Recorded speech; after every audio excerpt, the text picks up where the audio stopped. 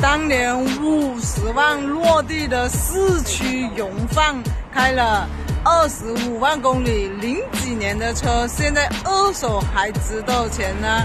人哋開到100萬公里都係咁開啦。好貴啊！佢係進口車嚟嘅。係進口，真正嘅原裝進口啊！係啊。你冇底盤好似有少少。你有冇換過？有換過？未收過嘅。未啊，收過。依家幾多公里啊？25萬幾。25萬幾公里啊！因為即係家姐俾，依家又運呢台時間長危險，又俾過台。咁你每依家加埋台3台車放喺度，即係那啲咩啊，對上台㗎嘛。那呀咯，這個就是它的皮最全進口原車真皮，25萬多公里。哇，這個內飾好漂亮。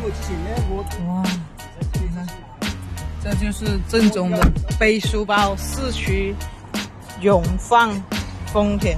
整體看起來其實不是很大，但是呢很扎實。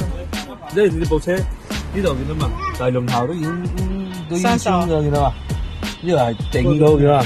呢度啊，然之後呢個頭部係換咗嘅。你車前成績係好嘅，04年8月份好似嘅。04年8月份啦。保養得真係好好。好，我哋成日落啲位置。我知你可以揀啦。點樣啊？你嗰啲影迷都想留嘅。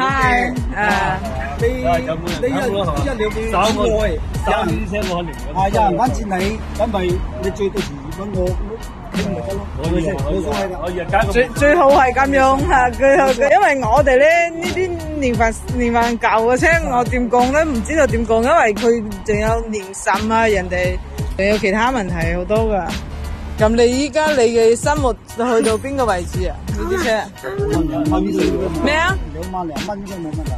2萬零蚊，如果識貨嘅人啊會俾得到嘅。我哋收咧肯定要整備，又要包過戶，又要質保，全部嘢加埋都要幾千字先搞得落嚟喎。所以我哋加上去成本就乜嘢噶咯，係有少少噶喎。這就是真正的收藏價值的車咯，還是東莞牌。